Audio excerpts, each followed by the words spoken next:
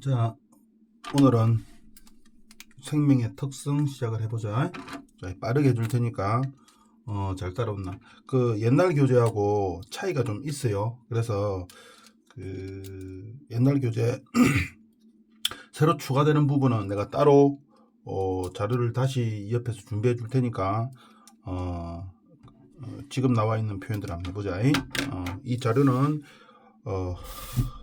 쌤 학교 후배다. 백호 선생 자료다.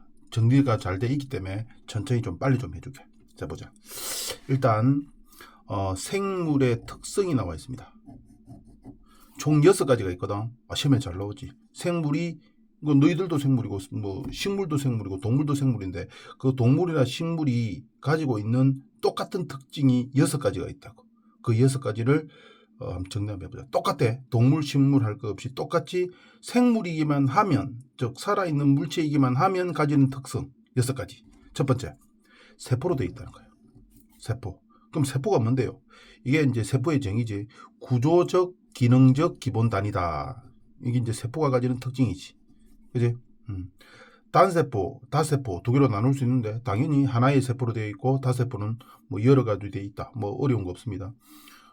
아메바나 세균 같은 경우는 이분법 등을 통해서 하나가 두 개로 되는 거, 그지? 뭐 생식을 이분법을 통해서 한다. 오케이. 다세포는 뭐 사람처럼 뭐 2개 이상의 세포로 되어 있는 생물을 다세포라고 그런다. 오케이. 자, 뭐 세포로 되어 있다는 것은 다 공통점이야. 뭐 특징들이 많이 있는데 그냥 생물은 모두 다 세포가 있다라는 말은 꼭 기억하고 있으면 돼요. 여기서 말하고자 하는 건 그 말이니까. 그 다음에 생명체의 그 단계를 본다면은 처음에 세포가 있다가 세포들의 모임인 뭐가 있다? 조직이 있단 말이야. 그러면 조직도 세포로 되어 있기 때문에 세포의 특징으로서 조직까지는 좀 생각을 해줘야 된다. 조직은 뭐라고? 세포의 복수야. 근데 세포의 복수인데 아무 세포의 복수가 아니고 비슷한 세포들의 복수라. 그러니까 세포가 한 개 있고 뭐 여러 개 있는데 그 여러 개가 비슷하게 생긴 기능을 하는 그런 세포들이 조직이라 할 수 있는 거란 말이에요. 이제 그러니까 뭐 근육 조직 이렇게 해버리면 근육 세포들만 모여 있는 거. 그러니까 이번에 이거 조직 파트가 새로 들어왔거든. 나중에 좀 자세히 설명해 줄게. 생투에 있다가 내려왔어요. 옛날에 없던 건데 좀 자세히 좀 설명해 줄게. 일단 세포는 조직까지 그 범위를 늘려서 확대 해석해 볼 필요가 있다. 오케이. 그럼 생명체의 6가지 특징 중에 하나, 첫 번째, 세포로 되어 있다. 그럼 뭐 특징이 많이 있긴 한데 그냥 세포로 되어 있다는 사실만 기억하고 있으면 됩니다. 두 번째, 중요하지. 생명체는 모두 다 뭘 한다? 물질 대사를 하더라. 물질 대사를 하더라. 물질 대사가 도대체 뭐야? 물질 대사. 이게 뭐 하는 건데? 네 글자가 있는데 이게 도대체 뭐 하는 거냐 이 말이야. 이게 생명체 속에서 일어나는 모든 화학 반응입니다. 다시. 그러니까 물질 대사는 한마디로 말한다면 뭐라고? 생명체 속에서 일어나는 화학 반응입니다. 생명체 밖에는 의미 없고 생명체 속에서만 일어나는 화학 반응을 뭐라고 그런다? 물질 대사라고 그런다 이 말이에요. 그러면 화학 반응은 2가지 길이 있다고.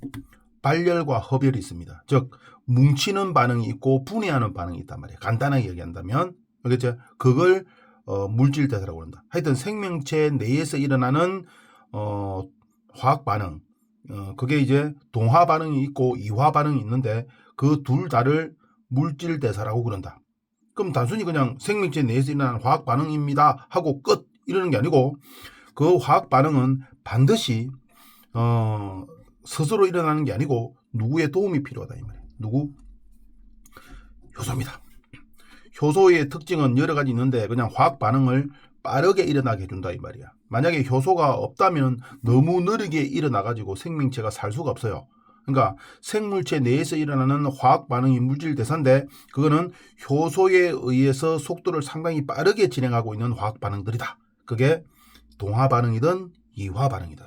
그렇지. 그러면 이제 물질 대사는 모두 다 효소가 있겠네요. 그렇지. 반드시 있지. 화학 반응에는 효소가 없는 경우가 대부분입니다. 그런데 생명체 내에서 일어나는 화학 반응은 반드시 속도를 빠르게 해주는 촉매 역할을 하는 효소를 다 가지고 있다라는 거예요. 중요한 사실 알았어요. 생명체 내에서 일어나는 모든 화학 반응을 물질 대사라고 그러는데 그 모든 화학 반응은 효소의 도움이 필요로 하다. 왜? 빠르게 일어나야 되는가? 느리게 일어나면 안 되나요? 느리게 일어나면 사람 죽습니다. 우리가 이제 밥을 먹었는데 그 소화되려면은 효소만 있으면은 30분 안에 해결이 되거든. 근데 효소가 없으면 한 달이 걸려. 그럼 밥 하나 소화하는데 한 달 걸리면 사람 죽지. 그러니까 이제 물질대사는 생명체에서 동화, 이화, 화학 반응인데 반드시 효소의 도움이 필요하다. 오케이. 그래서 효소의 도움을 가지고서 화학 반응이 일어나는데 그 화학 반응이 일어나 가지고 과연 우리 생명들한테 어떤 도움이 되느냐 이 말이야. 엄청난 도움이 되지. 처음에 동화 반응이 일어난다면, 그러니까 그 작은 걸 가지고 큰 걸 만든다 이 말이야. 우리가 먹은 음식을 가지고 큰 걸 만들어내는 화학 반응이 있다면은 우리 몸을 구성하는 물질을 획득할 수 있다. 우리가 덩치가 커지고 어떤 부위가 뭐 만들어지고 뭐 이런 거 한다면은 뭐가 결합이 돼야 되잖아, 그지? 그게 동화 반응이란 말이야. 동화 반응의 결과 우리 몸에 필요한 물질을 만들어낼 수 있다. 그 다음에 동화 반응만 있냐? 아니지. 이화 반응도 있다 이 말이야. 이화 반응은 더 분해시키는 거야. 왜 분해시켜? 뭐 목적은 하나지. 에너지 획득을 위해서. 생명체가 살아가기 위해서 에너지가 필수적인 거지. 그 에너지는 이화 작용을 통해서 얻는다. 오케이. 그러니까 두 가지 반응이야. 동화 반응, 이화 반응. 오케이.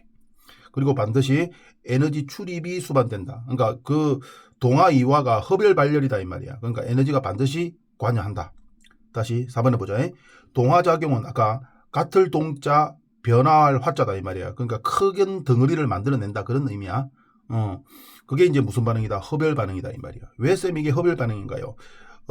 같을 동자 작은 것들을 엮어서 큰 거를 만들어낸다 이런 거라 이 말이야. 그러면 여기에 있는 결합 에너지가 필요하다고. 결합을 했잖아, 그지? 그 결합 에너지만큼이 흡열되어져야 된다고. 결합할 때 에너지가 필요하단 말이야. 그럼 그게 이제 외부에서 그 에너지를 가져와야 돼요. 그래서 흡열 반응입니다. 우리 몸에 일어나는 합성들, 뭐 광합성, 단백질 합성, 그 다음에 글리코젠, 핵산, 뭐 등등의 많은 합성들이 있다고. 그러니까 그 합성들 모두 다 뭐라고? 흡열 반응입니다. 화학 결합을 해야 되기 때문에 같이 묶어주려면 화학 결합이 필요하거든. 그 화학 결합이 곧 에너지란 말이야. 그래서 흡열돼야 됩니다. 그 다음에 이제 이화 반응, 반대 반응이 아니 분해하는 거야. 분해하는 거는 이제 발열입니다. 그럼 역으로 생각하면 되지. 그 화학 결합을 끊어내니까 화학 결합의 에너지가 없어져 버리는 거야. 그만큼 이제 밖으로 튀어나온다 소리입니다. 그 발열되어지는 걸 갖고 우리는 뭐 한다고? 실생활에 이용을 한다 이 말이야. 체온 유지를 한다든지, 그 다음에 뒤에 하겠지만 ATP를 만들어서 다음에 쓸 에너지를 만들어낸다든지. 알겠지? 오케이. 동화와 이화가 우리 몸속에서 일어나고 있다. 여기 나와있지. 세포호흡. 이게 세포호흡을 통해서 우리는 에너지를 얻게 된다 이런 의미입니다. 오케이. 이게 물질대사고, 그 다음에 물질대사의 형태. 저분자를 고분자로 만든다. 그러면 무슨 작용이야? 이게 동화작용입니다. 그러니까 요 놈들을 연결해야 된단 말이야. 그 결합이 필요하니까 그 결합만큼의 에너지가 들어와야 되고, 그 다음에 거꾸로 가는 거는 뭐라? 이화작용입니다. 분리하는 거란 말이야. 그러면 화학결합이 끊어지기 때문에 끊어진 만큼 에너지가 밖으로 튀어나간다. 그래서 발열 반응이다. 오케이. 이게 들어와야 되고 나가야 된다. 표현되어 있지? 그리고 둘 다 뭐가 필요하다? 효소가 필요하다. 효소 없으면 한 달 걸린다니까. 반드시 효소가 필요합니다. 이거는 실제 이제 예를 들어 놓은 겁니다. 무기물을 유기물로 바꾼다. 광합성을 통해서 일어나고요. 세포호흡을 통해서 반대 방향으로 일어납니다. 하나의 예시를 적어준 겁니다. 오케이. 자, 그 다음에 쌤 이제 유기물이라는 말이 나오는데 유기물이 뭡니까 물어본다고.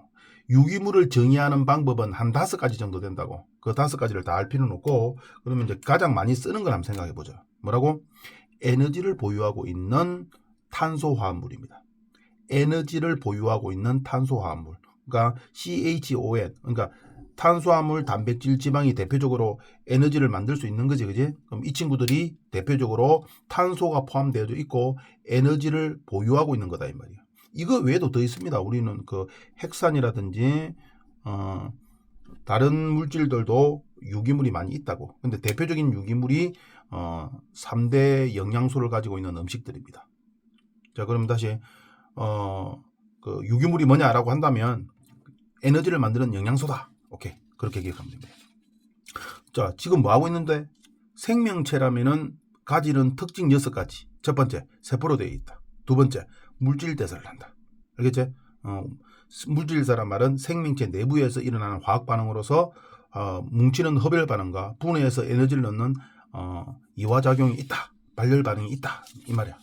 오케이. 자, 그러면 이 물질 대사를 알아보는 아주 유명한 실험이 있습니다. 너무 유명한 실험이야. 놓쳐버리면 큰일 나지, 그지? 바이킹호 이제 우주 왕복선인데 이 화성까지 간 놈이야.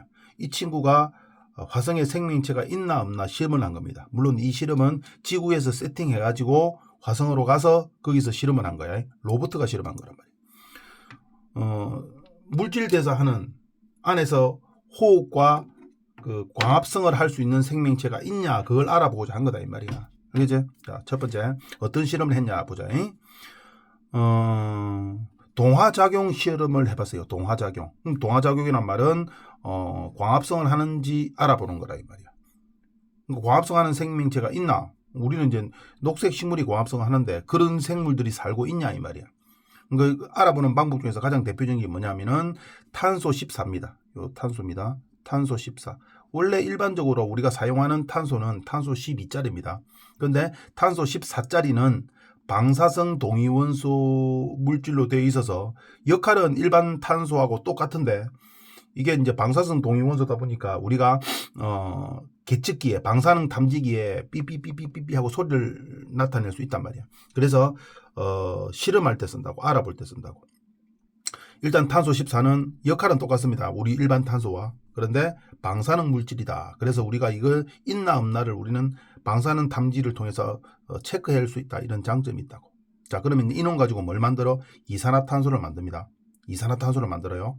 그럼 이산화탄소가 이제 14로 되어 있는 이산화탄소란 말이야. 그럼 이거 방사능 탐지기에 갖다 들이대면 삐삐삐삐삐삐 하고 소리가 나. 방사능 물질 탄소 14가 있네. 이런 걸 알 수 있는 거란 말이야. 그럼 이제 요 놈을 이제 뭐라고? 화성 토양을 넣은 곳에다가 요 방사능 이산화탄소를 잡아 넣습니다. 당연히 그 탐지기에서 소리가 나겠지. 그리고 나서 이제 한참을 있다가 이 이산화탄소, 탄소 14가 들어있는 이산화탄소를 다 제거해 버립니다. 선생님 왜 제거해요? 계속 놔두면 소리가 나거든. 그러면 이제 공기 중에 있는 이산화탄소를 다 드러내는 거야. 그러면 이산화탄소를 잡아 넣었던 이유가 뭔가요? 그럼 처음에 넣었던 그 이산화탄소가 들어가가지고 광합성 하는데 쓰여라 이런 뜻이라고. 쓰이고 나서 남아있는 거는 다시 드러낸 거란 말이야.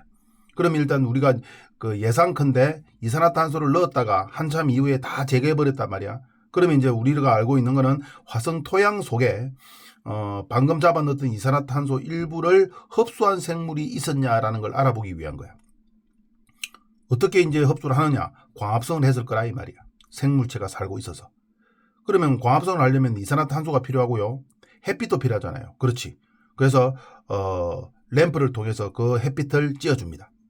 그럼 광합성에 필요한 거 기본적으로 세 가지입니다. 뭐가 필요해? 이산화탄소가 필요하고요. 빛이 필요하고요. 그 다음에 물이 필요합니다. 그럼 물은 없잖아요. 그렇지. 물은 광합성에 필요한 만큼의 물은 무조건 존재한다라고 보는 거라고. 진짜요?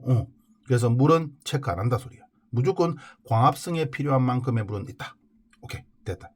그러면 일단 요 탄소가 이제 14짜리를 가지고 넣어준 거란 말이에요. 그러면 광합성 할 수 있다고. 그러면 이 흙 속에 이제 광합성을 하는 생물이 살았다면 분명히 여기서 우리가 이제 포도당과 비슷한 유기물을 만들었을 거야. 그러면 유기물이 이제 있다고 보자고. 광합성 했으면 있을 거야. 이제 그 상태에서 밑에 봐라. 뭐라? 가열 장치를 통해서 요 놈을 분해시킨다고. 선생님 질문. 여기서 분해시키는데 이 반응을 연소시키는 연소 반응입니까? 정말 조심해야 됩니다. 이 연소 반응 아닙니다. 연소 반응 아닙니다.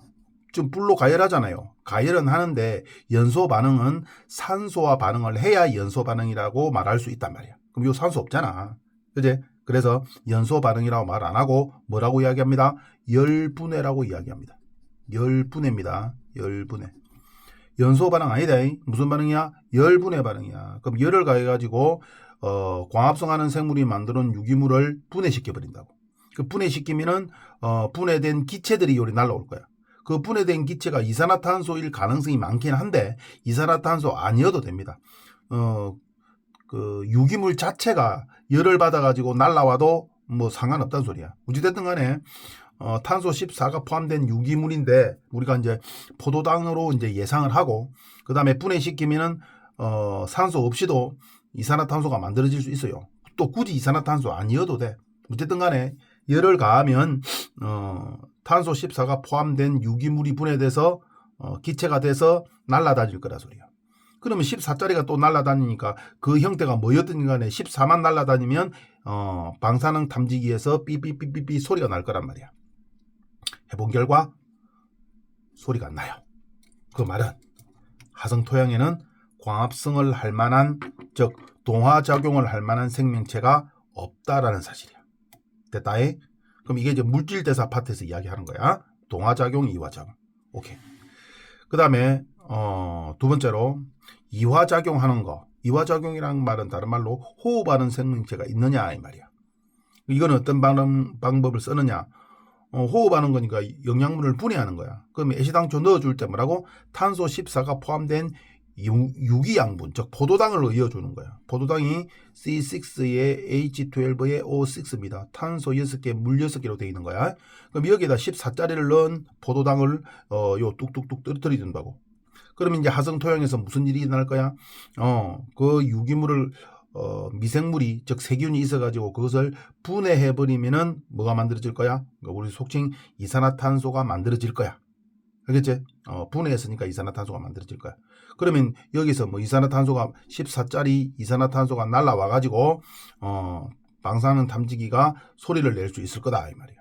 가열해 줄 필요 없습니다. 여기서 이제 호흡하는 생명체가 살고 있으면 자연스럽게 가열과 관계없이 이산화탄소 등 탄소 기체들이 만들어져요.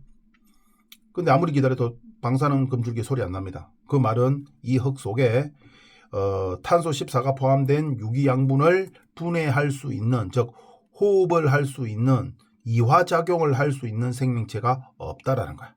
오케이. 두 번째 실험입니다. 또 세 번째 실험을 하면 됩니다. 이건 역시 이화작용하는 실험인데 이번에는 뭐라? 유기양분을 넣는데 뭐라고? 탄소 14가 포함되지 않는 유기물입니다. 그냥 유기물이야. 탄소 12짜리를 넣은 거야. 맞아? 그러면 넣으면은 이제 화성토양에서 호흡을 할 거란 말이야. 호흡을 하면은 뭐라고?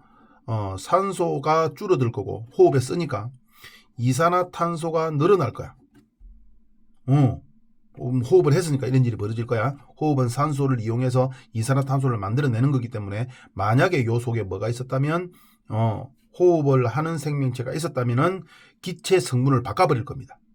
그래서 여기에는 이제 방사능 탐지기 아닙니다. 많이 물어본다. 여기서 방사능 탐지기입니까? 물어본다고. 아니, 방사능 탐지기는 필요 없고요. 뭐라? 기체 성분이 뭐가 있는지를 알아보는 기계장치를, 기체 분석기를 넣어둔다고. 그러면 산소 양이 줄었는지 이산화탄소 늘었는지를 감지할 수 있다고. 결과 아무런 변화가 없었어요. 그럼 이걸 통해서도 뭐라? 호흡하는 것, 즉 이화작용하는 생명체는 없다라는 게 밝혀진 거예요. 알겠지? 유명한 실험이니까 꼭 기억해야 됩니다. 자, 이게 뭘 알아보는 거라고? 생명체의 특징 중에서 두 번째, 물질 대사를 한다라는 것을 가지고 보여주는 실험입니다. 무조건 시험에 나오지. 무조건 한 문제입니다. 무조건. 오케이.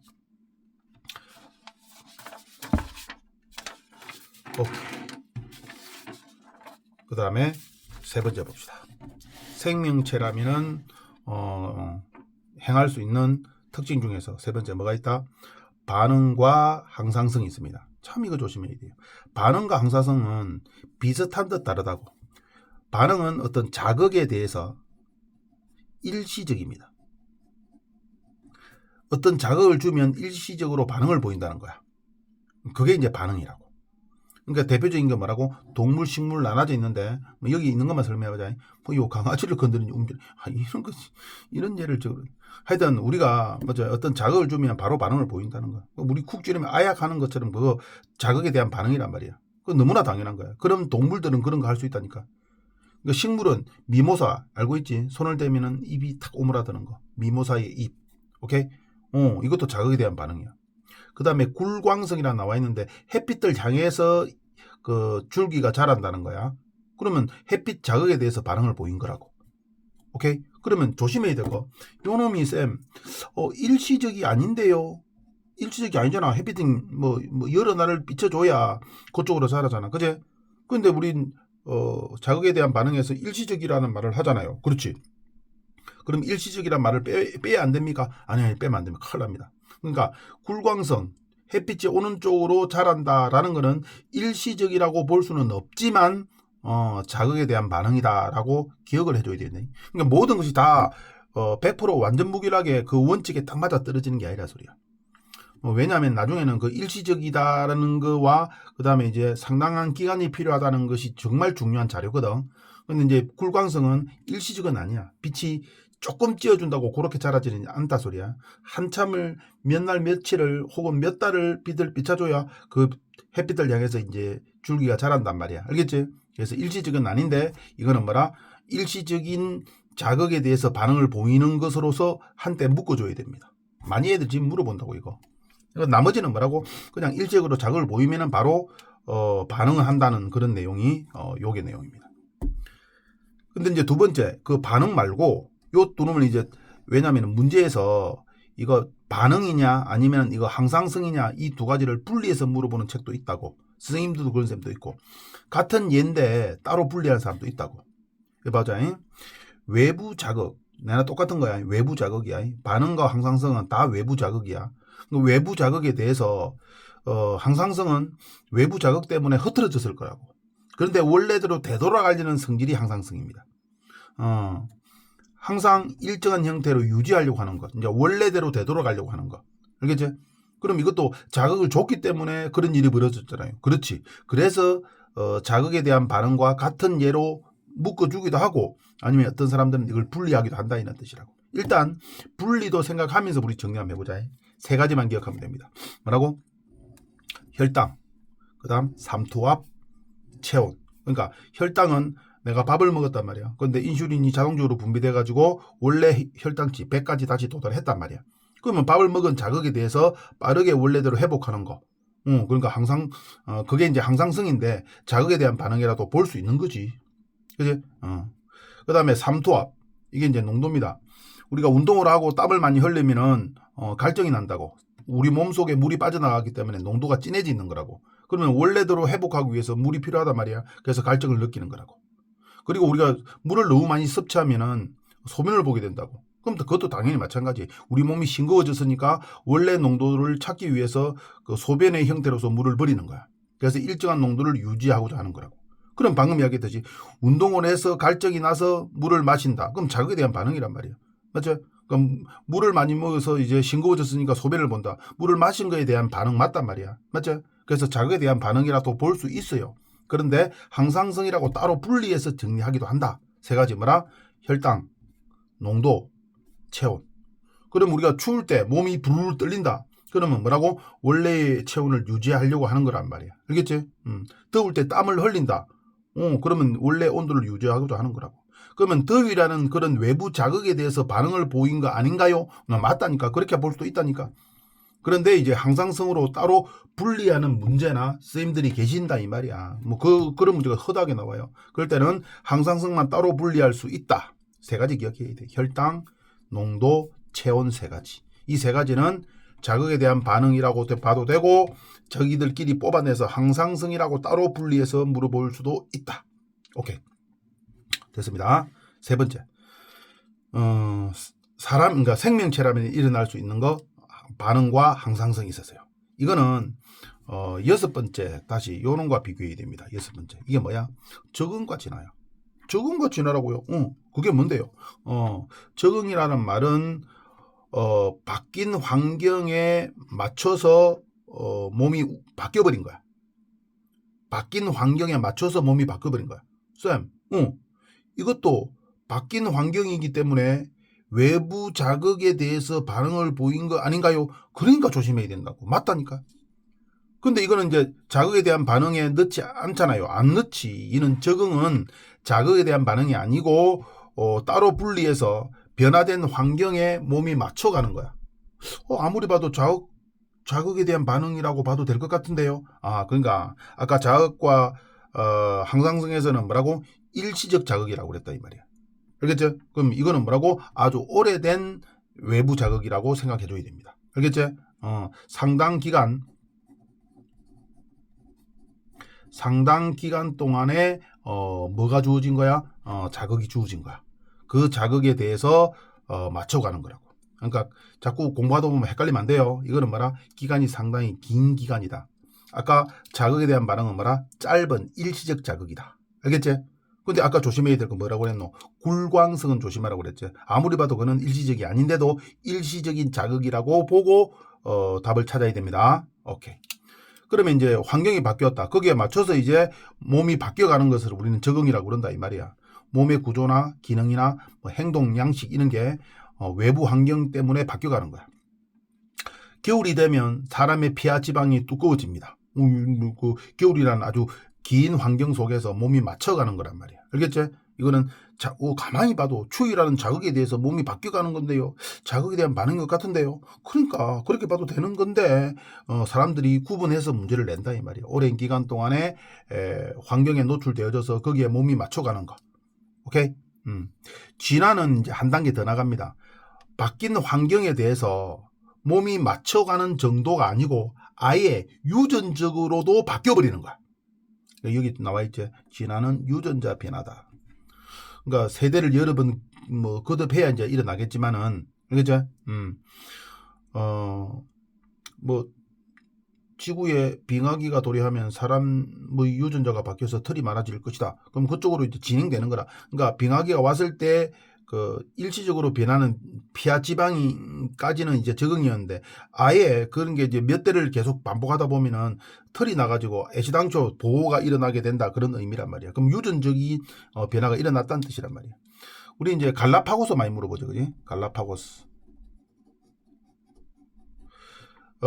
갈라파고스에 있는 새 종류들은 부리가 다 달라요. 알겠지? 원래 같았는데 그 갈라파고스의 여러 섬들이 그 먹이 환경이 다르단 말이야. 그럼 먹이 환경에 맞게끔 부리가 자꾸 달라져 버린 거라고. 그러니까 오랫동안 대를 거듭하다 보니까 이제 유전적으로도 이제 거기에 맞게끔 이제 바뀌어 버린 거란 말이야. 이제 그게 바로 진화라는 거야. 알겠지? 오케이. 그래서 적응과 진화는 자극에 대한 반응과 항상성과 비교돼야 됩니다. 알겠지? 우리가 대표적인 것도 뭐냐면은 선인장의 가시가 있습니다. 선인장의 가시. 이게 선인장의 가시 이거 우리가 뾰족뾰족 나와 있는데 원래는 뭐여서? 원래는 선인장이 인맥이었습니다. 나뭇잎이었어요. 근데 이제 햇빛에 노출되어지고 이제 수분이 없다 보니까 나뭇잎은 다 말라버리고 인맥만 남아 있는 거야. 그 인맥이 나중에 뭐가 돼 있는 거라? 가시로 변한 거라고. 알겠죠? 그러니까 선인장의 가시를 자세히 보라고. 아, 네가 옛날에는 나무 이파리였구나. 이파리였는데 다 말라 비틀어지고 인맥만 남아서 가시로 변했구나. 이제 이렇게 느껴져. 실제로 그렇게 봐봐. 알겠죠? 그럼 이제 오랫동안 그 건조한 지역에 살다 보니까 거기에 맞게끔 유전자 구조까지 그러니까 그 적응되는 기간을 넘어서 더 많은 그 환경이 지속된다면은 이제 유전적으로도 바뀌어버린다 이 말이야. 그러니까 적응과 진화는 또 시간 차이가 더 있다고 봐줘야 되겠지. 됐다잉? 오케이. 적응과 진화까지 했고요. 그 다음에 이제 4번을 봅시다.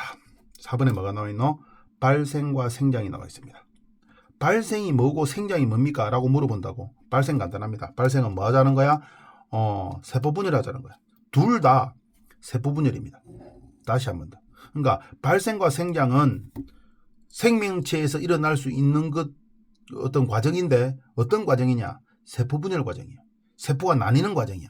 그러니까 생명체들은 싹 다 세포가 나뉜다 이 말이야. 오케이? 그러면 세포가 나뉘는 걸 그 발생과 생장으로 나눠놓은 거야. 그러니까 발생이 뭐 하는 거야? 우리가 임신이나 알 속에서 일어나는 세포분열입니다. 그러니까 엄마 뱃속에 있을 때의 세포분열이란 말이야. 그걸 발생이라고 그래. 그러니까 처음에는 수정란, 정자와 난자가 만나서 수정란이 되고 안에서 이제 세포분열을 일어난다고. 난할 과정을 통해서 하나가 2개 되고 2개가 4개 되고 그리고 상실기를 거쳐서 포배기까지 도착한다면 그 다음에 개체가 될 겁니다. 그러니까 엄마 뱃속에서 아기 모양이 다 갖추어지고 출산한단 말이야. 그러니까 수정란이 되고 아기 모양이 다 될 때까지를 우리는 발생이라고 그런다고. 즉 개체가 될 때까지. 그러면 이제 출산해가지고 이제 일상생활하면서 성장하지. 그때도 세포분열 한다고. 맞지? 그러니까 엄마 뱃속에서 세포분열 할 거냐 아니면 출산한 이후에 세포분열 할 거냐로 이제 구분되어진단 말이야. 둘 다 발생과 생장을 묶어놓은 이유는 둘 다 세포 분열이기 때문에 묶여져 있는 거야. 단 엄마 뱃속이나 알 속에서 하는 거냐 아니면 알을 깨고 나왔거나 출산한 이후에 세포 분열을 하는 거냐라는 거에 따라서 발생이냐 생장이냐로 나누게 된다 소리입니다. 됐다? 그러니까 세포 분열을 하는 생명체라고 하면은 싹 다 똑같은 특징이 있는데 네 번째로 뭐라? 세포 분열을 해서 발생과 생장을 하더라. 오케이. 다섯 번째 봅시다. 자, 여기까지가 그죠?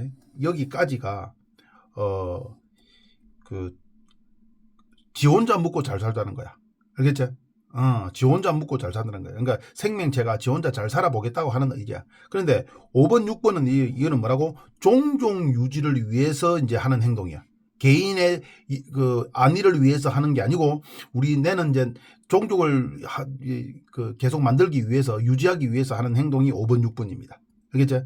1번부터 4번까지는 지 살기 위해서 하는 행동이고 개체 유지를 위한 거고 이는 이제 종족 유지를 위한 겁니다. 알겠죠? 개체 유지, 지 혼자 잘 살겠다. 4번까지는 세포로 되어 있다든지 물질돼서 한다든지 그 다음에 이제 뭐 자극에 대한 반응을 보인다든지 그 다음에 세포 분열을 한다든지 이 싹 다 지 혼자 잘 살겠다 이런 의도란 말이야.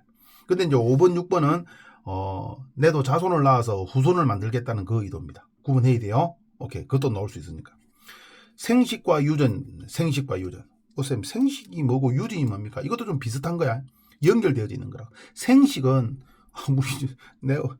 내 어제 생선을 먹었는데 날로 먹었는데 그 생식 아니면 뭐 들판에 있는 풀을 뜯어와가지고 그냥 먹었는데 그 생식 그것도 생식인지 한자가 달라.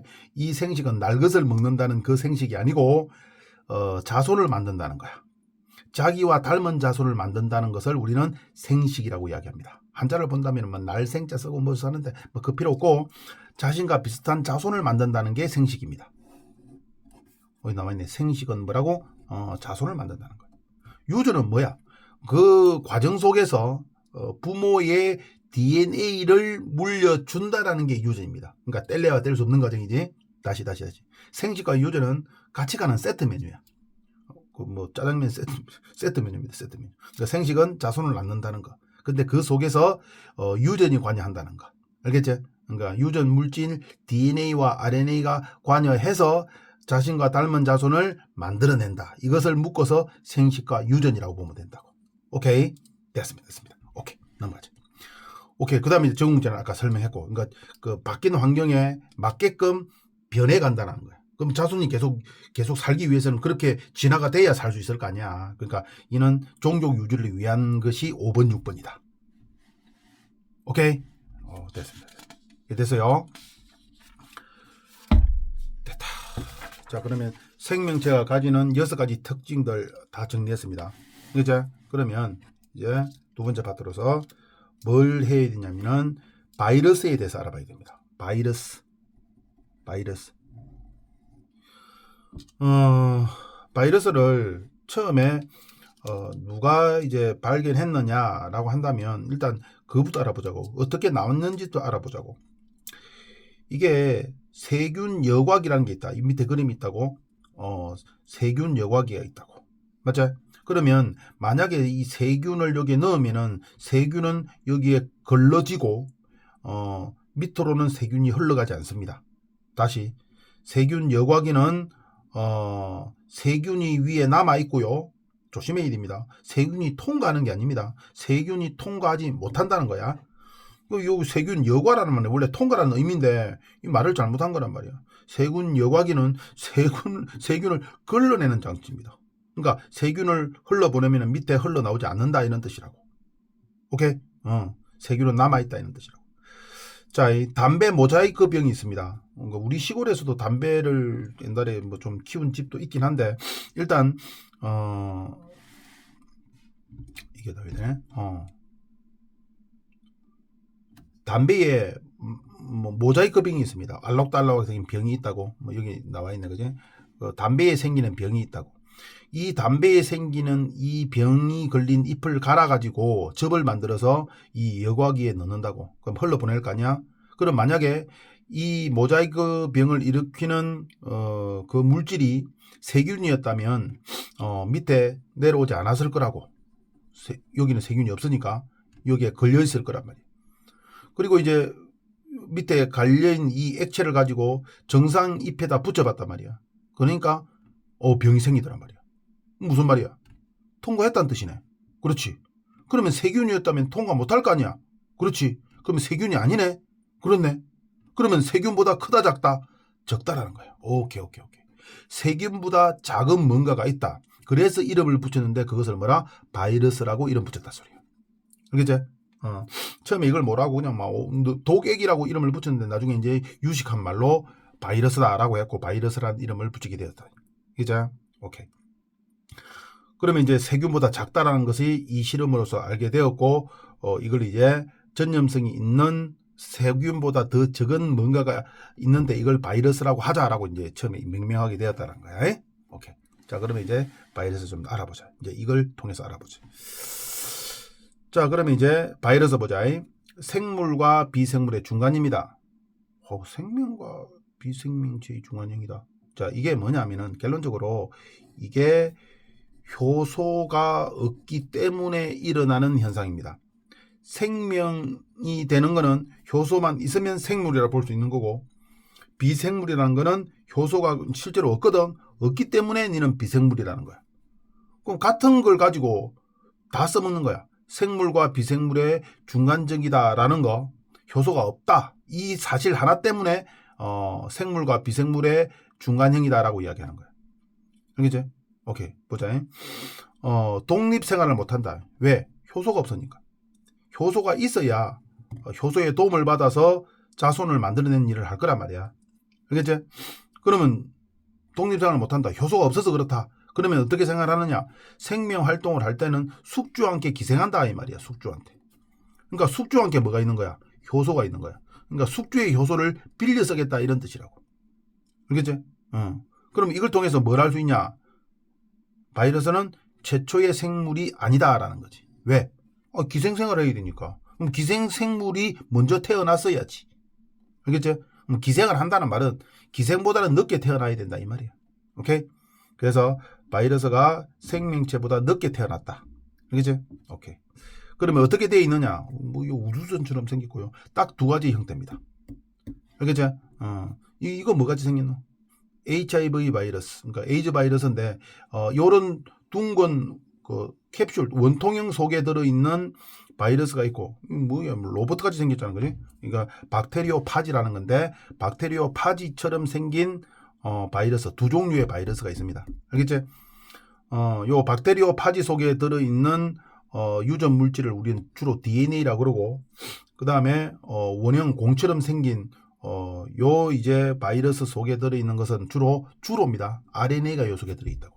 DNA와 RNA는 유전 물질이라고 우리는 배웠지. 그것까지 지금 강의할 시간 안 되고 일단 유전 물질이 들어있단 말이야. 그러니까 이것 때문에 이제 생명이어야 된다라는 주장하는 사람들이 유전 물질이 있잖아 이 말이야. 그러니까 유전 물질만 있으면 안 되고 뭐가 있어야 돼? 아주 중요한 거 효소가 있어야 돼요. 그러니까 둘 다 효소가 없어. 그지? 그 뭐만 있는 거야? 이 껍데기가 단백질입니다. 그러니까 이 세포막도 아니야 이거는 그냥 껍데기야. 바람이 송송 새는 껍데기입니다. 그 단백질 껍질하고 유전 물질만 가지고 있는 거라고. 뭐가 없어? 효소가 없어요. 효소가 있으면 생명이 된다니까. 근데 효소가 없으니까 생명이 안 되는 거야. 그럼 무생물이네요. 무생물이라고 보기에는 효소만 빠져 있다 이 말이야. 야, 상당히 애매한데 이 말이야. 그죠? 그래서 생물적 특징은 효소만 있으면 된다라고 이야기하고 같은 사항을 보고서 그 다음에 무생물이라고 하는 거는 효소가 없어서 생명 활동을 못하니까 니는 무생물이다라고 이야기하는 거야. 근데 똑같은 사항을 효소가 있으면 생명, 없으니까 무생물 뭐 이렇게 보는 거야. 그렇죠? 관점이 다른 거야. 똑같은 사실을. 오케이. 비세포다. 그러니까 세포막이 없어요. 그냥 단백질이 그냥 털만 만들어주고 있는 거야. 잘 흘러내려요. 안에 있는 DNA나 RNA가 밖으로 잘 빠져나와요. 쉽게 빠져나와. 오케이. 그래서 크게 아까 얘기했어요. 바이러스가 훨씬 작고 그 다음에 세균이고 그 다음에 이제 보통 세포가 가장 크다. 오케이. 됐죠? 오케이. 됐습니다.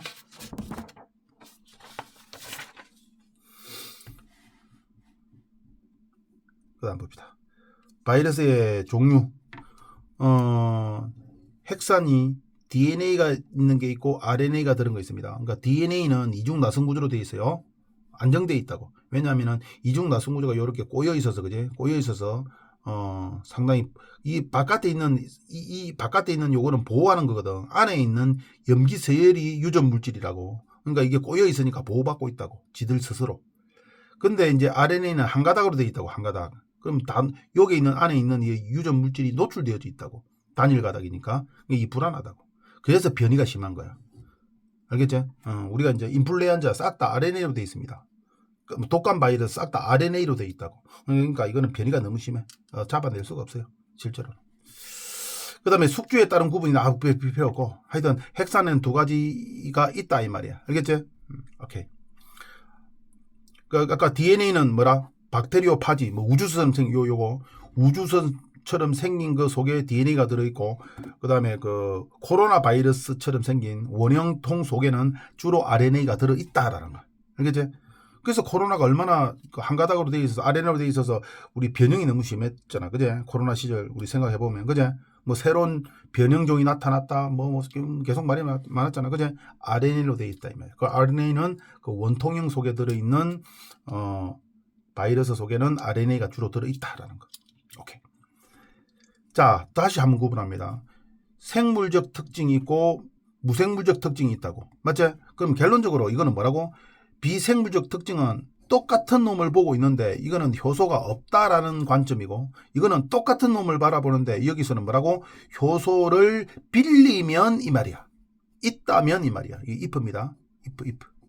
알겠지? 효소가 있다면 생물. 그리고 실제로 효소가 있다고 빌려 쓰는 경우니까. 맞지? 효소가 있다면, 즉 빌려 쓰면 이 말이야. 숙주세포한테. 그러면 이제 생물처럼 한다 이 말이야. 근데 지 혼자는 없기 때문에 지 혼자 있을 때는 생명 활동 못한다. 뭐 그 이야기야. 같은 상황을 두고서 효소가 있을 때의 경우, 없을 때의 경우. 알겠지? 그렇게 구분해 본 거야. 그 다음에 비생물적 특징. 독립시라고 적혀 있지, 그지? 그러니까 효소를 누구와 함께 얻지 못한다. 그런 개념이라고. 그러면 이제 뭐라고? 비세포 구조. 막도 없잖아, 그지? 그러니까 효소가 없기 때문에 일을 못해요. 그러니까 재료만 갖고 있고 일을 못하는 거야. 맞아? 큰일 나는 거야. 우리 공장에 자재는 갖다 놔놓고 일할 사람이 없는 거야. 건물을 지어야 되는데 건물 자재는 갖다 놔놓고 사람이 일꾼이 없어서 일을 못하는 거야. 그러니까 효소가 없단 말이야. 알겠지? 그래서 이제 그냥 단백질하고 핵산이라는 자재만 있는 거야. 자재만 있고 일을 못하는 겁니다. 이게 바로 뭐라고? 비생물적 특징이야. 근데 이제 생물적 특징이 뭐냐? 기생시, 즉 효소를 빌릴 수 있는 경우가 됐다면 이 말이야. 그러면 그 효소를 빌려서 뭐라고? 할 일 다 하지. 정식도 하고 적응과 진화도 하지. 맞냐? 그러면 아까 이야기했듯이 단백질과 핵산이 여기서는 자재, 쌓여있는 자재에 있는데 이제 인부가 온 거예요. 효소라는. 그러면 단백질과 핵산이 일을 해가지고 뭐 한다고? 정식을 한다 이 말이야. 유전 물질을 정식한다고. 그래서 새로운 바이러스를 막 만들어요. 이거 절대 조심해야 될 거. 세포 정식, 세포 분열이 아닙니다. 하나가 요 밑에 나와 있지만 그 바이러스가 여러 개 만들어지는데 이거 세포 분열이라 해가지고 다 틀린다고. 절대 세포 분열 아니다. 선지에 세포 분열을 통해서 정식된다 이 말로 하면 큰일 납니다. 그냥 복제를 통해서 정식이 된다 이 말이야. 세포 분열 아닙니다. 오케이. 중요한 거야.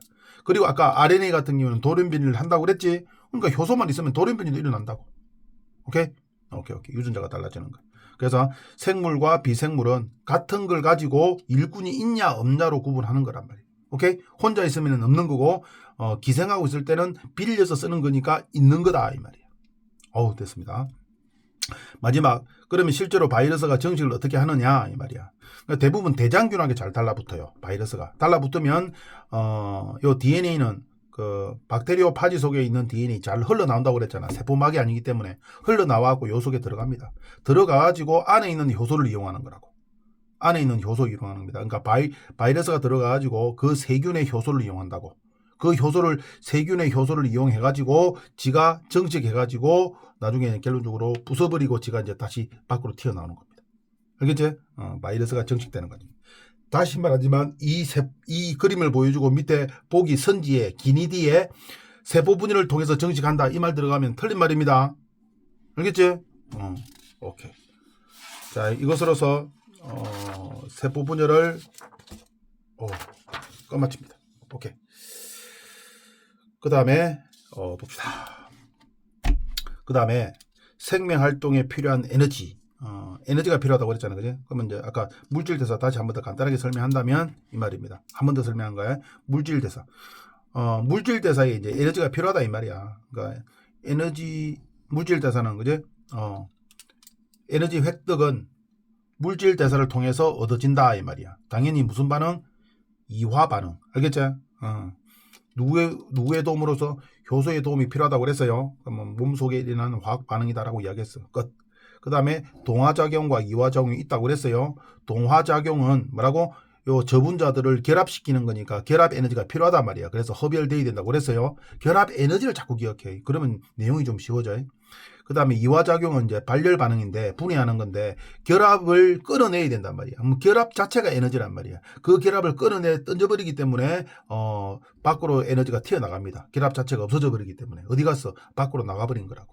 알겠지? 그러면 이제 결합 못하고 이제 저분자 이 가루로 되어 있겠지, 그지? 그래서 생성물로 돼서 에너지가 줄어듭니다. 알겠지? 근데 동화작용은 아까 단백질 합성, 글리코젠, 광합성 뭐 이런 거 있다 이 말이야. 맞지? 특히 글리코젠 합성은 간에서 일어납니다. 포도당을 글리코젠으로 바꾸는 거. 알겠지? 오케이. 그 다음에 뭐 단백질 합성은 그냥 세포에서 일어나요. 그건 통합과학 할 때 비운 거고 광합성은 이 엽록체에서 일어난다. 오케이. 그 정도. 그 다음에 이제 이화작용은 우리는 아까 소화나 세포 호흡 있다고 그랬어요. 잘게 부수는 거. 오케이? 넘어가지. 그 다음에 에너지 전환 과정을 좀 봅시다. 에너지 전환 과정. 가장 먼저 빛 에너지입니다. 빛 에너지. 태양의 빛 에너지. 그러면 우리가 광합성을 통해서 조금 흐린데 그래도 뭐 봐봐라. 광합성을 통해서 그지? 이 햇빛을 생산자가 광합성을 통해서 뭘 만든다? 포도당을 만들어요. 그 포도당을 뭐라고 그런다? 화학 에너지라고 그럽니다. 쌤, 화학 에너지의 정의가 뭡니까? 이거는 화학 에너지란 말은 저장되어진 에너지입니다. 다음에 쓰기 위해 저장되어져 있는 거는 싹 다 화학 에너지입니다. 자, 그럼 예를 들어 보자. 우리 밖에 장작이 쌓여 있어. 그거 화학 에너지입니다. 다음에 불 뗄 수 있잖아. 그지? 그 다음에 연탄을 갖다 놨어요. 그거 화학 에너지입니다. 다음에 쓸 수 있잖아. 그렇지? 다음에 쓰려고 놔둔 거는 다 화학 에너지.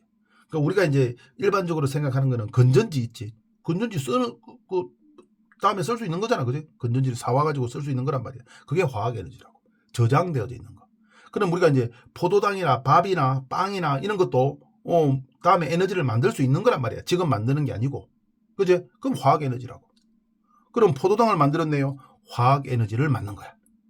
다음에 쓸 수 있는 거다 이 말이야. 그럼 다 화학 에너지가 된다 소리입니다. 그래서 광합성을 통해서 빛 에너지를 화학 에너지로 바꿔준다.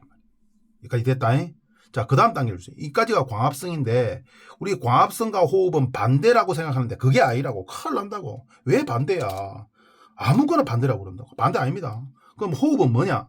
광합성이 반대인데 무슨 소리야? 화학식은 반대 맞아요. 화학식은. 그런데 이 화학식 속에 숨어 있는 게 너무 많다고. 이 호흡은 포도당의 화학 에너지를 분해해가지고 여기 안 적어줬는데 이렇게 적어요. 최종적인 게 뭐가 만들어지냐? 열이 만들어져요. 열 에너지가 만들어집니다. 그럼 이 열 에너지 가지고 우리는 뭐한테 쓴다고? 체온 유지하는 데 쓴다고. 몸을 따뜻하게 하는데. 근데 이제 이게 한 40% 되고, 프로테인은 중요한 게 아닙니다. 사람 그 경우에 따라 다르기 때문에. 또 일부는 뭐 한다고? ATP라는 또 다른 화학 에너지를 만들어낸다고. 쌤.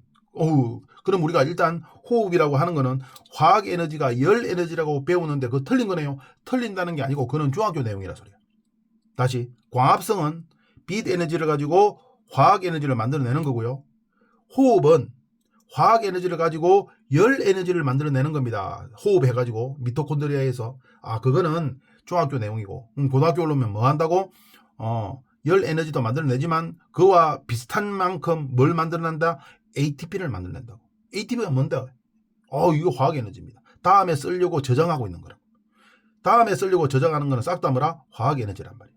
그럼 ATP도 역시 마찬가지. 아데노신 트리플 인산이랍니다. 트리플 3개란 말이야. P는 인이거든. 인이 3개 붙어 있다고. 그걸 뭐라고? 화학 에너지입니다.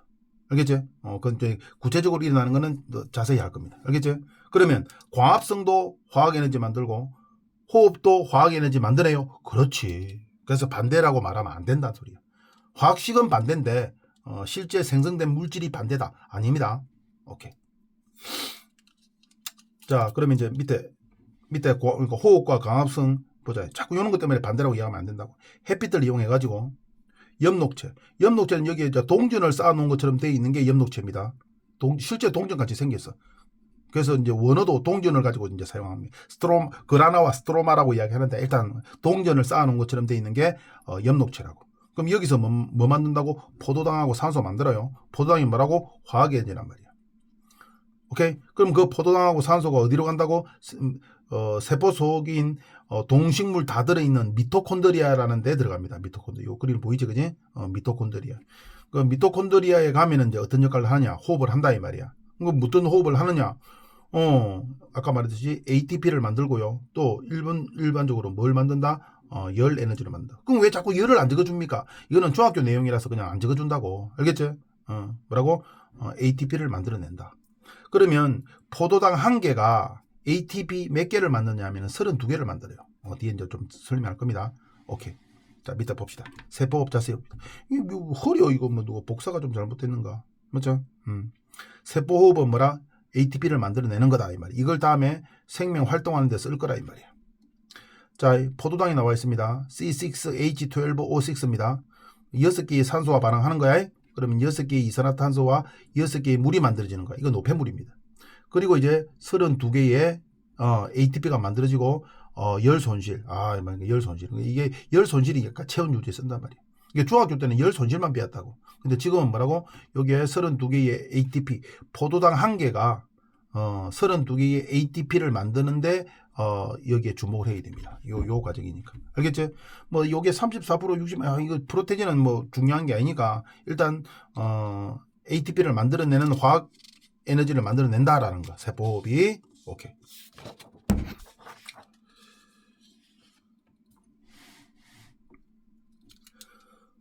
자, 뭐 이거 보자. OX인데 포도당의 모든 에너지는 ATP로 아니지. ATP로 장되는 게 아니고 열 손실이 오히려 60% 된다고 그랬지, 그제? 이거는 40% 정도. 프로테인 외우는 거 아닙니다. 그 다음에 포도당의 화학 에너지는 ATP의 화학 에너지로 바뀐다. 오케이. 뭐 그렇게 기억하면 됩니다. 그 다음에 단계를 거쳐서 이제 나중에 이제 포도당이 이렇게 분해된다고. 중간중간에 뭘 ATP를 만들어내면서 ATP나 열을 만들면서 자꾸 단계가 내려온다 이런 뜻이라고. 알겠죠? 그럼 이 단계를 일어나야 되는 게 바로 뭐냐면은 37도로 되어 있습니다. 사람의 체온이 한 방에 다 할 수가 없어요. 연소면 가능한데 37도 가지고 안 된다고. 알겠죠? 37도여야 되는 경우는 효소가 37도에서만 작용하거든. 그래서 한 방에 다 할 수가 없습니다. 오케이. 뭐 그 중요한 건 아니고. 그 다음에 ATP를 봅시다. 아데노신, 지금 라이보스라고 이름이 바뀌었어요. 리보스가 아니고 라이보스. 알겠죠? 이게 아데닌과 라이보스, 그러니까 리보스, 요 묶것을 우리는 뭐라고 그런다고? 아데노신이라고 이야기합니다. 아데노신. 그리고 인이 몇 개 있다고? 3개 있다고. 아데노신 트리플 인산입니다. 아데노신 트리플 인산. 이걸 ATP라. 그 인이 3개인데 그 인과 인 사이에 뭐가 있다고? 고에너지 인산결합이 있습니다. 이게 진짜 중요하다고. 그러면 인은 3개인데 이 결합은 2개입니다. 이 결합의 개수 물어본다. 다시 이 결합의 개수 물어봅니다. 아데노신에다가 P가 요건 아닙니다. 요거는 고인산 결합이 아닙니다. 인과 인 사이만 고인산 결합이라고. 그러니까 요게 몇 개 있다고? 2개 있다고. 2개. 알겠죠? 그러면 ATP가 몇 개 만들어져? 포도당 한 개가 포도당 C6에 H12에 O6가 몇 개? 32개의 ATP를 만들어낸다 이 말이야. 그럼 그 ATP 속에 하나당 고에너지 인산결합이 2개 있거든. 그러면 여기에 뭐라고 곱하기를 해주면은 얼마? 64개가 되는데 이게 바로 뭐라고? 고인산 에너지 결합의 개수입니다. 알겠지? 뭐 이건 계산식, 이 정도 계산식은 포함할 수 있어야 됩니다. 알겠지? 오케이. 일단 요 에너지 결합이 되어 있는 거고 나중에 이제 뭐로 변하냐면은 쓰려면은 그 마지막에 있는 인 하나가 떨어져 나옵니다. 그러니까 2개의 고에너지 인산결합 중에서 하나만 떼낸다고. 하나는 안 떨어지나 이게 잘 안 떨어져요. 왜냐하면은 그 하나가 떨어졌기 때문에 하나는 잘 안 떨어진다고. 우리 이제 이렇게 생각하면 돼요. 우리 그 인형을 갖다 놓고 그 형 동생이 싸운다고 생각해봐. 인형 갖고 싸운다고. 근데 한쪽 인형 손이 빠져버렸어요. 그러면 나머지 인형의 손은 그 형 쪽으로 끌려가 버렸겠지. 그럼 그 손은 안 빠진다 소리야. 알겠지? 그와 같다 소리입니다. 그와 같다 비슷하면 됩니다. 그러니까 인산 이 결합을 떼내고 나면은 일만은 이제 뭐라 이쪽에 달라붙어서 잘 안 떨어져요. 그래서 하나만 떨어진다고. 자꾸 애들이 질문해. 왜 고인산 결합이 2개 되는데 2개 떼내면 더 많은 에너지를 얻을 수 있는데 왜 하나만 떨어집니까? 질문한다고. 그래도 뭐 질문에 대답은 하긴 하는데 하나만 떨어집니다. 하나 떨어지면서 얼마만큼의 에너지가 나와? 7.3kcal의 에너지가 나옵니다. 그래서 이제 인이 2개만 붙어 있어요. 그래서 아데노신 더블 인산이야. 그래서 ADP가 됩니다. 알겠지? 그러면 우리가 일반적으로 이제 그 에너지를 쓸 때는 ATP가 ADP로 바뀌면서 7.3kcal가 이제 튀어나온다는 뜻이라고. 알겠지? 오케이. 그러면 생각해봐요. ATP 하나가 7.3kcal 에너지가 나온다고. 근데 32개의 ATP가 있잖아. 그지? 그러면 각각의 7.3kcal의 에너지가 나올 거란 말이야. 그러면 이제 문제에 주어질 거라 요렇게 얻은 게 얼마? 40%입니다 라고 이야기한다 이 말이야. 그러면 이제 40%입니다 라고 이야기한다고. 그러면 열 손실이 된 건 얼마? 60%다 이 말이야. 맞지? 그럼 나중에 열 손실 에너지 양이 얼마냐 이렇게 물어볼 수 있다 이 말이야. 그럼 1.5배 하면 됩니다. 요 계산한 거에서. 알겠지? 오케이.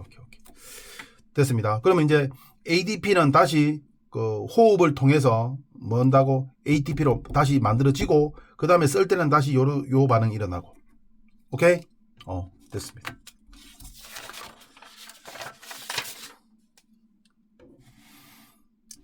그 다음에 보자.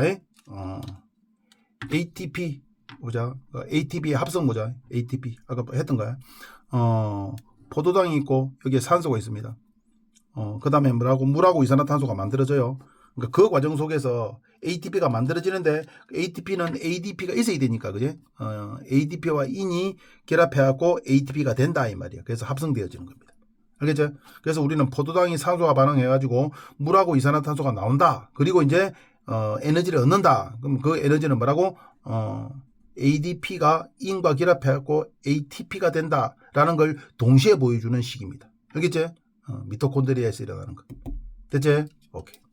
그럼 그 ATP는 다음에 뭐라고? 이거 체온 유지 아닙니다. 체온 유지는 아니라 이게 또 많이 틀린다. 체온 유지 말고 생명 활동하는데 이게 다 쓴다고. 능동 수송이나 물질 합성이나 그 나머지 모든 활동에 다 쓴다고. 오케이.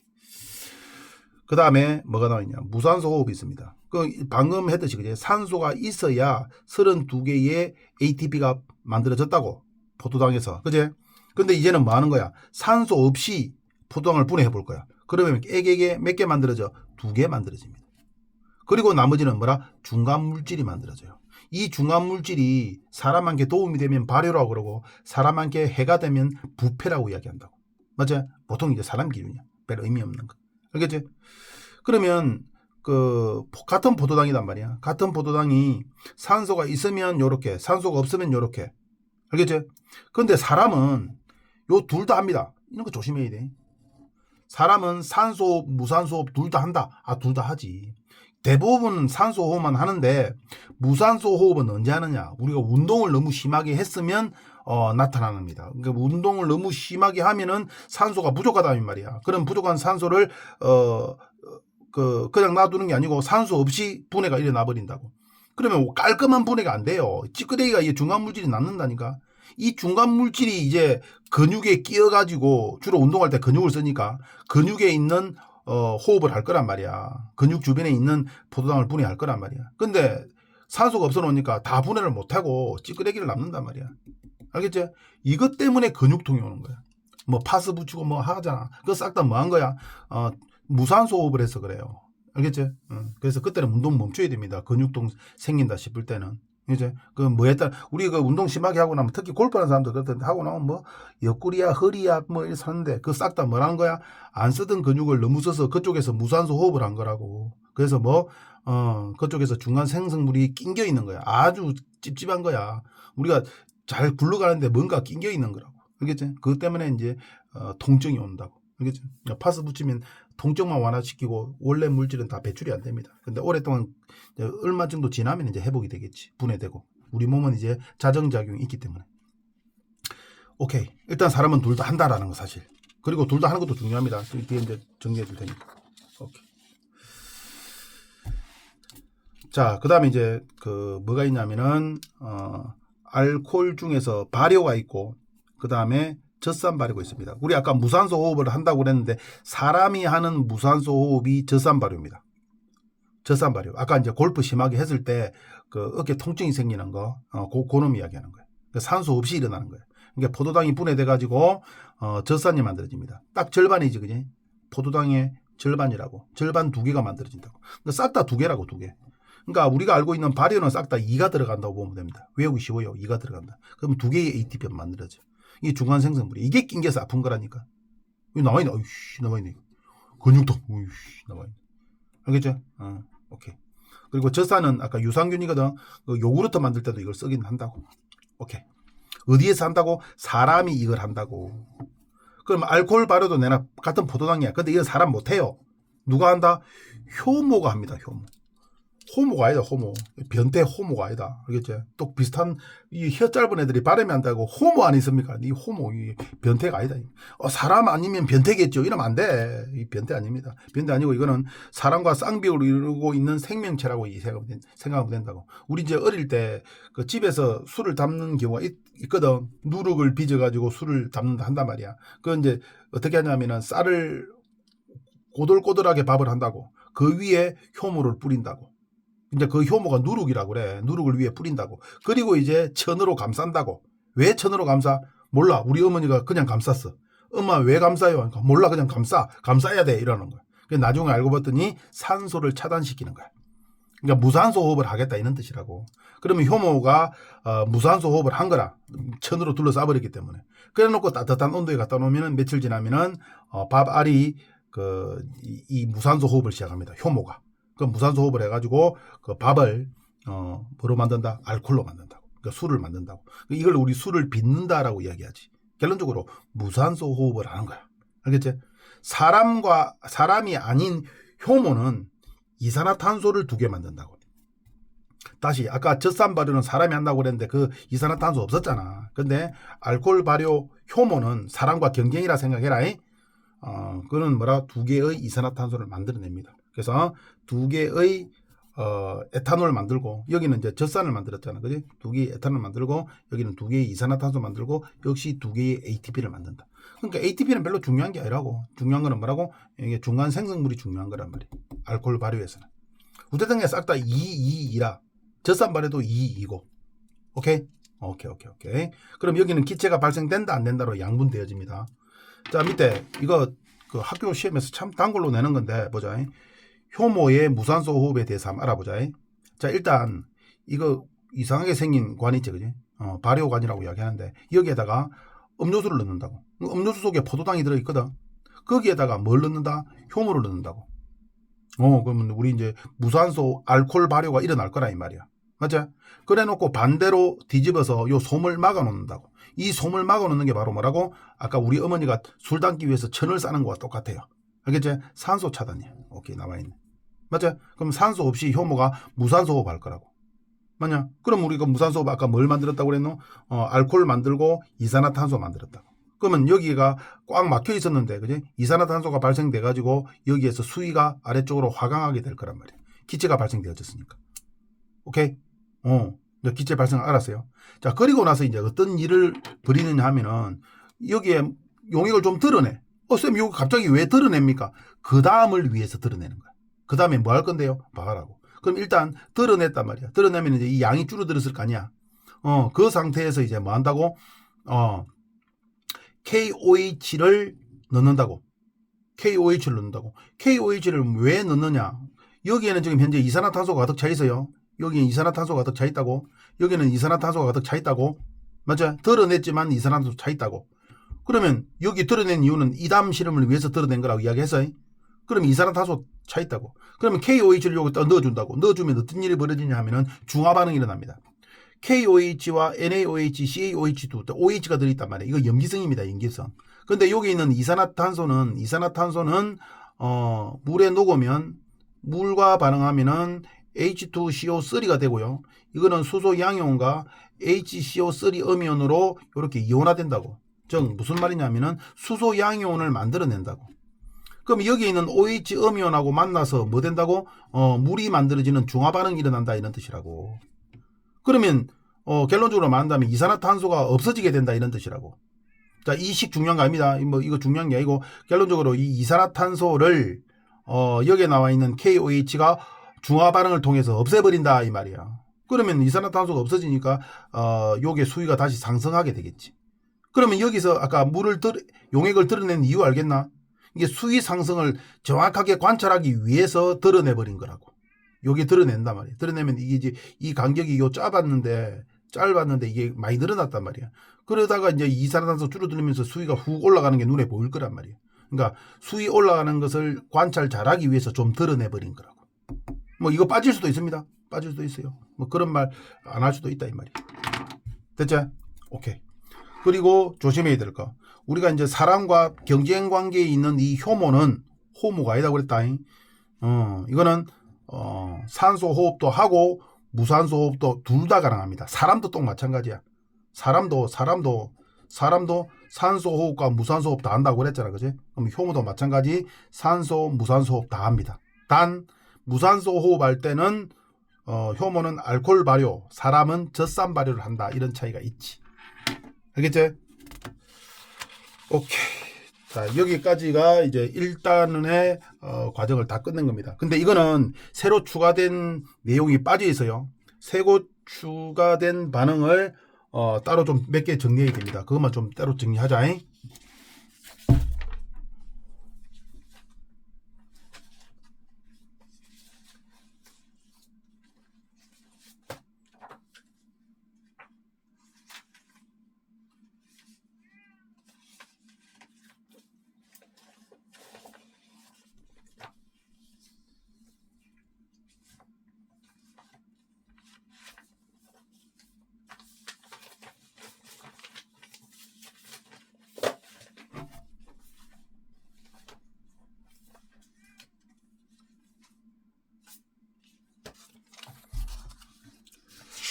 자 보자. 어이구 시간이 많이 지났네. 1시간이 넘었네. 그죠?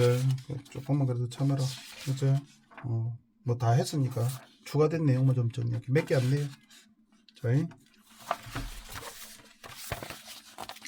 자, 1단원 중에서 아까 사람, 바이러스, 휴머노이드 세 가지를 구분하는 옛날에는 없었거든. 지금 로봇 시대니까 휴머노이드도 구분해야 됩니다.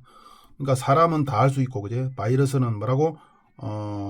유전 물질이 있다라는 거고 환경에 적응하고 진화한다. 물론 효소가 있을 때 이야기입니다.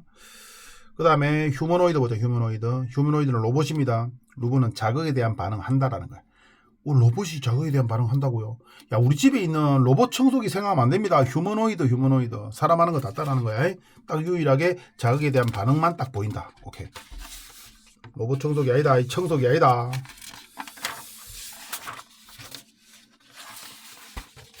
자, 그 다음에 봅시다.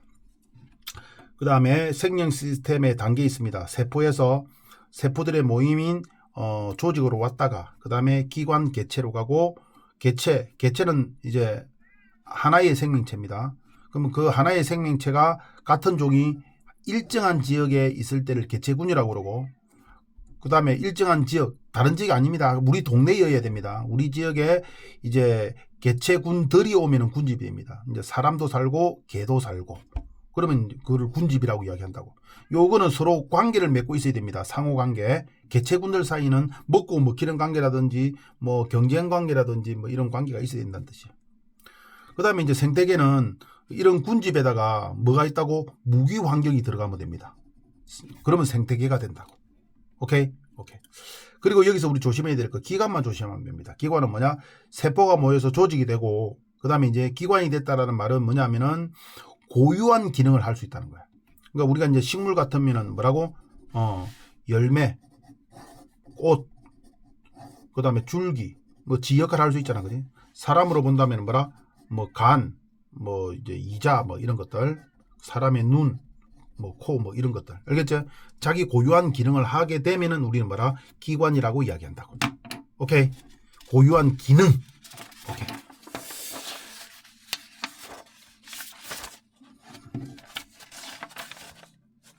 자, 하나만 더 하면 마칩니다. 하나만 더 하면 마칩니다. 하나만 더 하면 마친대. 자, 나나 같은 겁니다. 자, 동물과 식물로 나눠봅니다. 이건 좀 생각을 좀 잘해야 돼. 정말 잘해야 돼. 어렵게 나오면 여기서 많이 틀릴 거야. 세포가 모여서 뭐가 된다? 조직. 아, 지금 우리 고양이가 울어서서 저거 죽겠다, 저거. 자꾸 내보고 자꾸 울어섰는데. 이거 촬영을 집에서 하거든. 그래서 고양이가 자꾸 울어서서 이거 신경이 쓰여서. 자, 빨리 마치고 하자. 아, 저 고양이 저 사람. 자, 이 세포가 모여서 뭐 된다고? 조직이 됩니다. 이제 예를 들어서 이제 근육 조직이 된다 이런 뜻이라고. 맞죠? 그리고 이제 조직들이 이제 더 모이다 보면은 기관을 만듭니다. 그 기관 아까 말했듯이 뭐라고? 고유한 기능을 뭐 수행해야 된다 이 말이에요. 맞죠? 뭐 예가 있는데 그 세포는 근육세포, 상피세포, 신경세포 있고 조직은 뭐 그런 놈들이 모였으니까 근육조직, 상피조직, 신경조직이 뭐 이렇게 됐겠지. 맞죠? 그런데 옆에 창고를 봐봐라. 동물의 조직 중에서 그지? 상피 조직은 상피 세포. 그다음에 근육 세포는 근육의 이게 모임이야. 근육의 모임. 근육 세포들의 모임이야. 맞죠? 그 뭔가 내장에 붙어 있다고. 그 내장이 움직이기 위해서는 근육이 필요하잖아. 그지? 오케이. 그다음에 신경. 우리 자극에 대한 반응을 보기 위한 거 신경 조직. 이거는 뭐 어렵지 않은데 이 결합 조직이 문제입니다. 결합 조직은 뭐 결합하고 지지하고 이런 거 맞는데 최고 중요한 게 여기에 나와 있는 거 뭐 인대는 쉬워요. 그다음에 지방 조직도 결합 조직입니다. 이게 우리 몸 안은 단백질로 되어 있고 몸 바깥은 지방으로 되어 있다고. 그러니까 몸 바깥이 결합해 가지고 안을 보호하고 있다고. 그래서 결합 조직을 해야 됩니다. 만약에 이제 이 지방이 없으면 안에 있는 내장 다 터진다고 밖으로. 그래서 안에 있는 내장 기관을 보호하기, 안에 있는 단백질을 보호하기 위한 바깥의 지방 조직이 강력한 결합을 통해서 안에 걸 보호하고 있는 거라고. 그래서 지방 조직이 결합 조직이라고 기억해야 됩니다. 그리고 더 중요한 거 여기 있는 거는 뭐라고? 혈액입니다. 혈액이 왜 결합입니까? 이 액체 국물인데. 그러니까 이 혈액이 우리 영양소와 영양소 사이를 연결해주고 있는 매체라고 생각해서 결합 조직입니다. 그러니까 우리 먹은 음식물이 들어가가지고 혈액을 통해서 그 세포 곳곳까지 다 전달해 주잖아, 그지? 그 연결을 하고 있다고. 그래서 결합 조직이라고 넣어준 겁니다. 누굴? 혈액을. 오케이? 오케이. 자, 곳곳만 기회되고 여기는 이제 기관 아까 이야기했어요. 근데 이 잘못 적은 거예요. 신경 조직이 아닙니다. 뭐 위, 큰 창자, 작은 창자 이 싹 다 기관입니다. 그 다음에 이제 요 뒤에는 이것만 또 따로 좀 정리를 할 거야. 오케이. 그 다음에 이제 개체가 될 거고. 자, 식물 좀 조심해. 식물은 뭐라? 세포.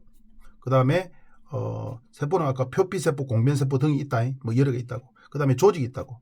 그러면 뭐 이게 세포가 지들끼리 모였으니까 뭐라? 표피 조직이 되겠지. 조직이 나올 겁니다. 그럼 조직도 식물의 조직도 우리는 구분을 잘해야 됩니다. 뭐라 나와 있다고? 분열 조직과 영구 조직이 있다고. 그러니까 그 세포들이 모였는데 그 세포들이 뭐라고? 세포 분열을 하는 세포들이냐? 그걸 이제 분열 조직이라고 한다고. 그러니까 생장점과 형성점에 있는 세포들의 모임을 분열 조직이라고 그런다고. 그 다음에 영구 조직이 있습니다. 영구 조직은 죽은 세포가 아닙니다. 물론 죽은 세포도 있지만은 표피와 해면입니다. 그 다음에 이제 울타리 조직도 여기 해당되겠지, 그지? 그러니까 여기는 생장을 안 하는 세포들의 모임. 여기는 뭐라? 한참 분열하는 세포들의 모임. 알겠지? 그러니까 세포들의 모임이니까 조직이 돼야 되는데 분열 조직, 그저 분열한단 말이에요. 세포 분열하는 조직이고 세포 분열하지 않는 조직으로 나눈 거란 말이에요.